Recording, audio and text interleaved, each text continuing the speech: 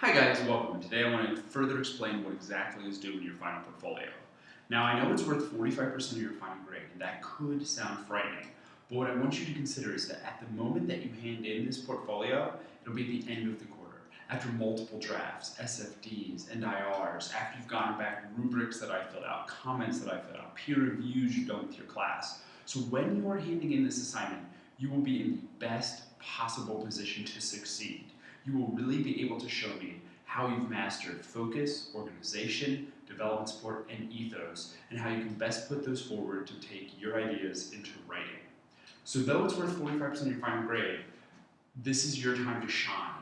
This is your time to put your best foot forward. So I've explained that a lot. I just really do want to say that because a lot of students get nervous thinking so much is on the line, and it's true there's a lot on the line, but you should be ready to really knock this assignment out of the park by this point of the quarter. These assignments make up the final portfolio, which is worth 45% of your entire grade this quarter. The first assignment is simple. It's an essay you've already written this quarter, either for Spider-Man or Persepolis. It doesn't matter which one you choose, but one of those two essays you're going to decide to roll up your sleeves and make a significant revision and show me that you understand the global issues of writing within this essay. So that one essay you're not going to choose to use, you don't ever have to consider it again, you've got the IR in, you're done. The essay that you're actually going to use, dig it up and really sink your teeth into this revision process.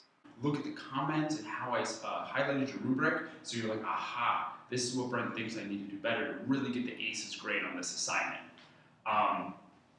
So make sure that you really consider that of these essays, you've already done the SFT number 1, you've already done the SFT number 2, you've done the first IR, so you're at least writing the 4th draft of this essay, but maybe you'll be on the 5th or 6th, or the 7th, if you really spend the next couple of days and weeks really hunkering down to get the best possible grade you can get on this big assignment.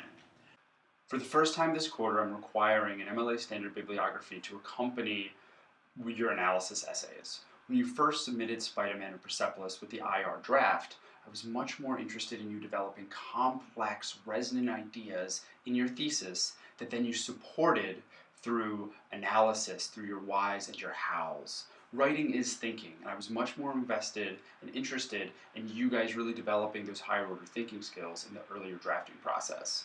But now that you're handing essays for final perusal and acceptance on a professional level, I want to make sure that you can dot every I, cross every T, brush the dirt off your shoulder, and put your essay in an MLA tuxedo.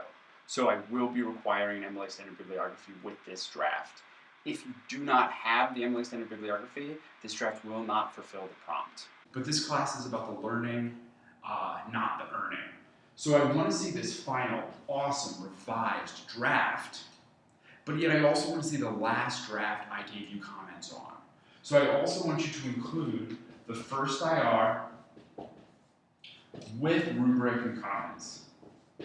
So I can see your new awesome revised final draft, but I can also see the last time you handed in the draft for my perusal at the first IR due date, I read it and I gave you comments, I highlighted the rubric. And maybe I told you that your focus was a little off and that you could dig deeper to find your root idea and really expand that. Well, if I told you that in the rubric and comments, I want to have seen that you did that and you really invested in the things that I said that maybe you can do better next time when you make this awesome final polished portfolio draft. So make sure to attach a copy of your first IR draft. When I'm sitting there at the end of the quarter, I can compare and contrast the two versions of your draft to not just see how good a writer you are, but how much as a writer that you've grown and developed new ideas and new ways to display the global issues of writing. The next major chunk of your final portfolio, and this is the largest, most important chunk, is the Action Philosophers Joseph Campbell Researched Synthesis Essay. This is an essay that you're going to write without drafting, at least not drafting for me. You won't show me an SFT1 or an SFT2. This is the little baby bird coming out of the nest and showing that you can fly under your own wings. Therefore, this is the capstone of the final portfolio. So really focus on doing your best job with this essay. It's a synthesis essay, so really refer to the prompt and some of the handouts to really wrap your mind around what that entails. and ask me any questions in the Q&A if you are concerned or have questions about how to best do this research synthesis essay. Now, the third part of the final portfolio is a little tricky. This is the Campbell annotated bibliography. Now, there's 2 more videos that you can check out to hear more about how this Campbell annotated bibliography is explained. One video is from a couple years ago, and that talks about more the specifics of formatting and the requirements and how to make it as a document. And the other video, which is a little newer, talks more about how to idea generate and create the document as a kind of a living piece of your composition process. But I'm going to explain it a little further here. If you were going to climb Mount Everest, it's not just a Sunday hike. That's not you just drive out to the Esquipulas Alps and go for a stroll. Potentially climb Mount Everest, you can get lost, you can die. It's a serious, serious expedition. The Campbell essay, 6, 7, 8, 9 pages, is a serious expedition. When you get into upper division college, both in undergrad and then eventually graduate school, you start to write 20, 30, 40, 100-page papers. And those are very dangerous. Not like you can die like Mount Everest, but you can just get lost in your mind, and there's so many ideas and avenues and corners that you can explore. Who knows where you'll end up. So, writing an annotated bibliography is like preparing for a major journey. If you were going to climb Everest, you'd have to show me that you have a route picked out.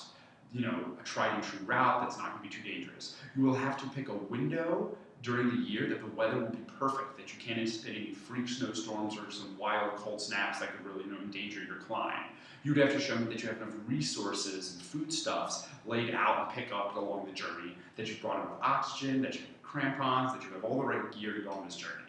Now, my metaphor is kind of falling apart. The annotated bibliography is an extremely useful tool in helping you really write this really long Joseph Campbell essay. As you write this document, you're going to have idea generated and came up with like, well, I'm going to use this comic and I'm going to use this Campbell theory, because it'll become apparent to me in your annotated bibliography if you're not prepared and you actually didn't think it out like a true essay you were going to write.